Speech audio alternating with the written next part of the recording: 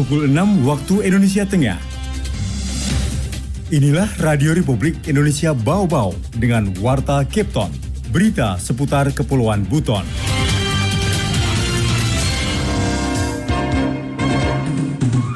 Yang berbeda itu adalah penamaan dapil Bau-Bau 2 dan Bau-Bau 3. Yang sebelumnya itu Bau-Bau 2 adalah Wolio, sekarang Bau-Bau 2 itu adalah Surawolio, Bungi, Kokalkuna, dan Lealea.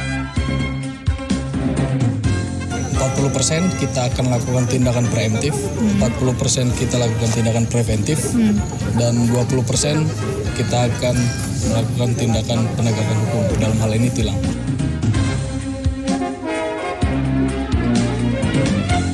Selamat pagi, dari kawasan Bukit Wolio Indah kami sampaikan pokok-pokok berita. Penamaan daerah pemilihan dapil kota Bau-Bau pada pemilu tahun 2024 mengalami perubahan. Meski demikian, alokasi kursi DPRD masih tetap sama. Selama operasi keselamatan ANOA, anggota Satlantas Polres Bau-Bau akan menyebar pada titik rawan kecelakaan lalu lintas. Inilah Warta Cape Town selengkapnya hari ini Kamis 8 Februari 2023 bersama saya Rizka Harlina.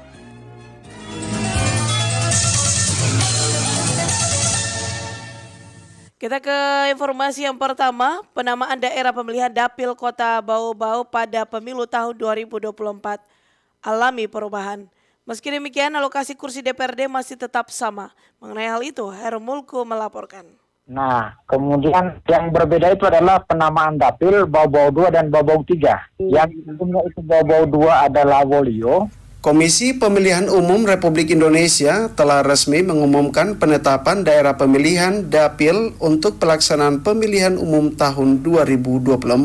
Hal itu tertuang dalam Peraturan KPU PKPU nomor 6 tahun 2023 tentang daerah pemilihan dan alokasi kursi untuk pemilihan DPR, DPRD Provinsi, dan DPRD Kabupaten Kota per tanggal 6 Februari 2023 kemarin. Ketua KPU Kota Bau-Bau Edi Sabara melalui sambungan teleponnya kepada RRI Selasa mengatakan keputusan tersebut sudah sesuai dengan usulan hasil uji publik yang dilakukan oleh KPU bersama perwakilan masyarakat dan parpol di Kota Bau-Bau beberapa waktu lalu, yang mana dari 3 opsi yang diusulkan, KPU RI memilih pembagian dapilnya masih sama dengan dapil pemilu tahun 2019 lalu. Namun demikian, terdapat sedikit perubahan yang sebelumnya dapil 2 Kecamatan Wolio kini menjadi dapil 3. Untuk Kota Bau-Bau sejalan atau tegak lurus dengan hasil uji publik kemarin. Ya. Nah, kemudian yang berbeda itu adalah penamaan dapil Bau-Bau 2 dan Bau-Bau 3. Yang sebelumnya itu Bau-Bau 2 adalah Wolio.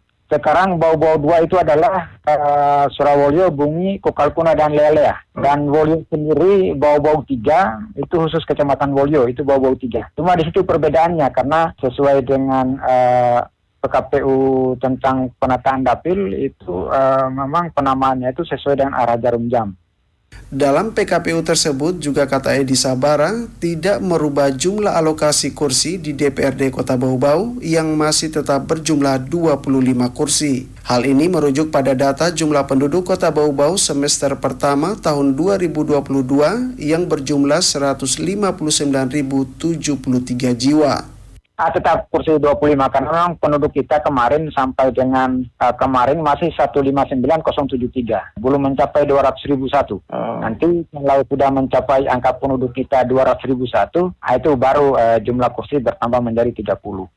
Adapun pembagian dapil Kota Bau-Bau pada pemilu tahun 2024, yakni Dapil Bau-Bau 1 terdiri dari Kecamatan Betoambari, Murhum, dan Batu Puaro dengan alokasi 11 kursi.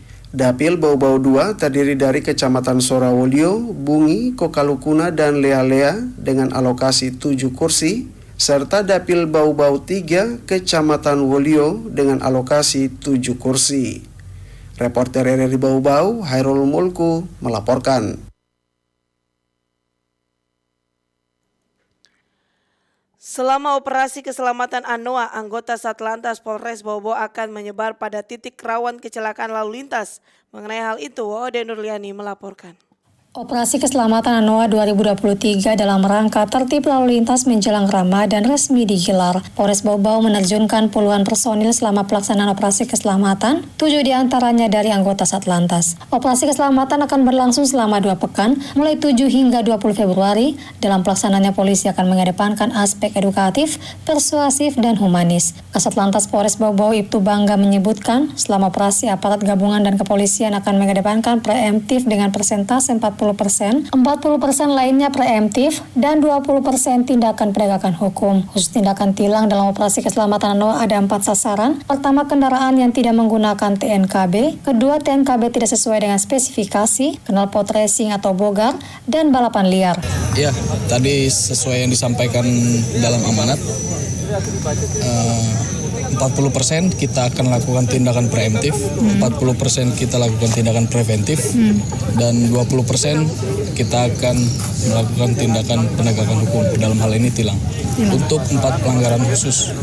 Seperti apa? Seperti kendaraan yang tidak menggunakan TNKB. Adapun kata Ibtu Bangga, lokasi operasi akan dititik beratkan pada lokasi rawan kecelakaan lalu lintas seperti di Kecamatan Lea-Lea dan Bungi, dan beberapa lokasi lainnya yang dinilai rawan terjadi pelanggaran lalu lintas. Dalam sehari operasi, seluruh personil akan disebar di titik rawan tersebut. Selain anggota Polres, instansi lainnya yang juga terlibat misalnya TNI, Dinas Perhubungan, Pemadam Kebakaran, Satpol PP hingga Dinas Kesehatan. Selain itu, anggota polisi yang bertugas di polsek-polsek seluruh wilayah hukum Polres Bau-Bau akan meningkatkan patroli selama operasi keselamatan berlangsung. Wade Nuriani, reporteri Bau-Bau, melaporkan. Kadin Buton bertekad membangkitkan potensi sumber daya alam di daerah itu yang selama ini mati suri, khususnya bidang perikanan. Afriansyah melaporkan. Untuk saat ini di awal-awal kegiatan program kerja kita lebih akan fokus dulu ke yang tidak pernah dilirik, yang selama ini sudah lama mati suri. Nah, itu yang kita hidupkan kembali. Ketua Umum Kamar Dagang dan Industri Kadin Kabupaten Buton, Laode Muhammad Sumarlin, bertekad membangkitkan potensi sumber daya alam di daerah itu yang selama ini mati suri, khususnya bidang perikanan. Dirinya ingin menjadikan potensi perikanan menjadi salah satu lokomotif ekonomi baru bagi Kabupaten Buton dengan membuka ruang investasi untuk para investor. Hal tersebut dikatakan Laode Muhammad Sumarlin kepada wartawan usai terpilih tanpa kompetitor sebagai Ketua Kadin Buton periode 2023-2028 dalam musyawarah Kabupaten Muskap keempat Kadin Buton di salah satu hotel di Kota Bau-Bau. Kalau target-target Kadin sih saya pengennya itu lebih ke anti mainstream, tidak yang seperti itu terus. Nah, yang saya mau buka ruang ini adalah bukan dari dunia kontraktor, bukan dari dunia pertambangan, tapi saya melihat ada peluang lain dulu yang saya mau coba di awal-awal program kerja. Target Kadin pertama itu khususnya itu perikanan. Jadi target Kadin sih untuk saat ini di awal-awal kegiatan program kerja kita lebih akan fokus dulu ke yang tidak pernah dilirik, yang selama ini sudah lama mati suri. Nah, itu yang kita mau hidupkan kembali. Untuk membangkitkan potensi perikanan itu, kata Sumarlin, pihaknya juga telah mendapat dukungan dari Pemkab Buton. Dirinya melihat salah satu peluang yang bisa dikembangkan dalam sektor perikanan adalah pengelolaan ikan tuna. Saya sudah komunikasi dengan Pak Bupati, bagaimana kita mengelola tuna, baik kita kirim domestik atau kirim ekspor. Apa dalam bentuk olahan mentah atau olahan jadi. Alhamdulillah juga Pak Bupati tadi menyampaikan bahwa karena dia lumbung tuna, lumbung ikan, maka kenapa tidak menggunakan TPI yang selama ini mangkrak. Atau mungkin Pak Bupati bilang, ayo coba manfaatkan sehingga para nelayan-nelayan ini punya tempat. Di samping itu, pihaknya juga akan berupaya menguatkan sektor peternakan dan perkebunan di daerah itu, sebagaimana yang juga diharapkan Pemkab Buton. Yang kedua itu Pak Bupati bilang, dari ampas-ampas ikan tadi, bagaimana itu bisa berpindah atau berintegrasi dengan peternakan, dikelola menjadi pakan ternak. Nah, dari sisi perkebunan juga Pak Bupati minta ada beberapa daerah di Kabupaten Buton ini yang bisa mengundang investor untuk perkebunan, khususnya porang tadi. Mantan manajer aspal minyak juga ini bertekad terus menggaungkan penggunaan aspal Buton. Dirinya sangat setuju dengan rencana Presiden Republik Indonesia Joko Widodo menyetop impor aspal tahun 2024 mendatang. Karena memang aspal minyak itu terlalu banyak dari luar. Nah, sekarang saya ajak teman-teman juga, khususnya masyarakat dan pemerintah, mari kita kampanyekan sama-sama aspal Buton. Reporter RRI Bau-Bau, Afriansa, melaporkan. Anda sedang mendengarkan Warta Kepton, berita seputar Kepulauan Buton.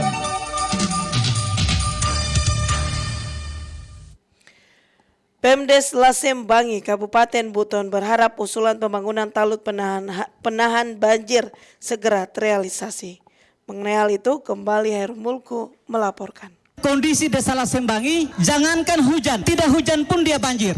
Dan di salah satu dusunnya, di Dusun Ponda itu, Desa Lasembangi di Kecamatan Lasalimu, Kabupaten Buton menjadi desa langganan bencana khususnya banjir. Saat curah hujan dengan intensitas tinggi, ratusan rumah warga di 3 dusun langsung terendam banjir yang berasal dari luapan sungai. Dikonfirmasi RRI Selasa, Kepala Desa Lasembangi Sabaparta meminta pemerintah Kabupaten Buton dapat memberikan perhatian kepada desa yang terkenal dengan salah satu lumbung pangan Kabupaten Buton itu. Usulan pembuatan talut penahan banjir yang sudah bertahun-tahun diusulkan pemerintah desa diharapkan dapat segera terrealisasi agar bencana tidak terus-terus terjadi.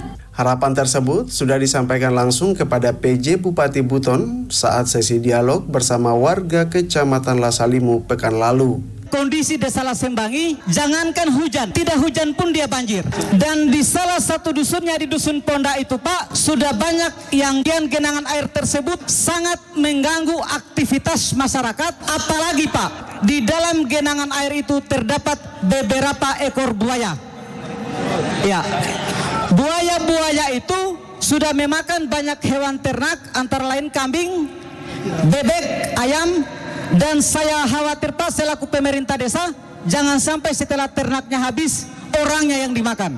Kepala Pelaksana BPBD Kabupaten Buton, Lamanafu, mengatakan semua bencana yang terjadi di Kabupaten Buton telah menjadi perhatian pemerintah, tidak terkecuali Desa Lasembangi. Dikatakan pemerintah telah mengajukan bantuan kepada Badan Nasional Penanggulangan Bencana BNPB RI untuk kegiatan rekonstruksi bangunan penguat dinding sungai Desa Lasembangi dan rekonstruksi saluran induk bangunan pembuangan irigasi. Usulan tersebut, kata Manafu, telah direspon oleh BNPB dan tinggal menunggu proses verifikasi lapangan.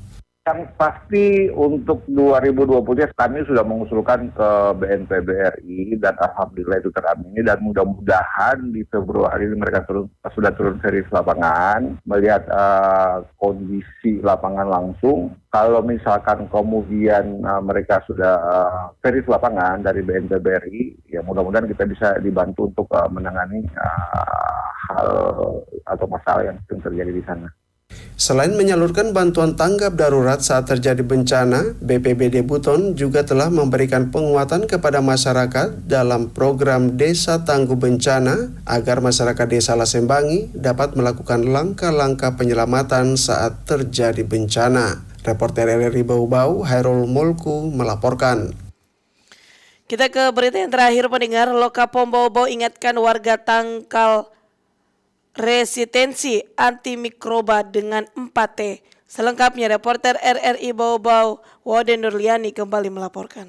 Kepala Lokapom Bau-Bau Rian Perkusuma menyerukan 4T sebagai langkah melawan resistensi antimikroba atau AMR. Keprihatinannya berangkat dari tingginya kematian akibat resistensi antibiotik di seluruh dunia yang terus mengalami peningkatan. WHO juga telah mendeklarasikan AMR sebagai salah satu dari 10 besar ancaman kesehatan masyarakat global yang dihadapi umat manusia. Rian menyebutkan seluruh pihak harus bersinergi dan berkolaborasi mencegah terjadinya resistensi antibiotik, mulai dari pemerintah sebagai pengawas dan pengambil kebijakan, apoteker dan farmasi sebagai penyalur antibiotik, hingga kesadaran masyarakat secara menyeluruh.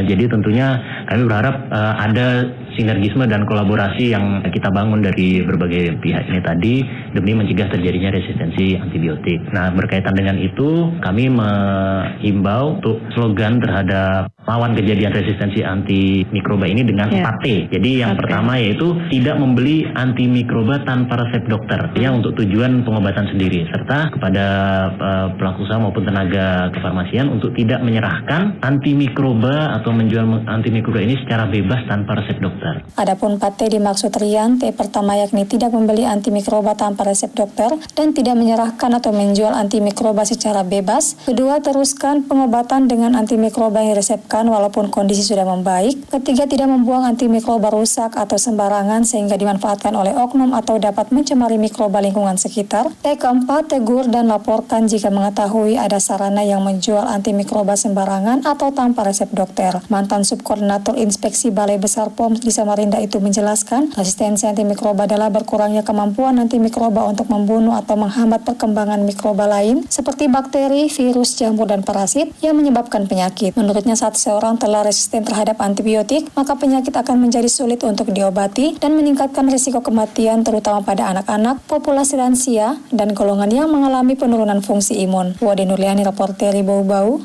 melaporkan.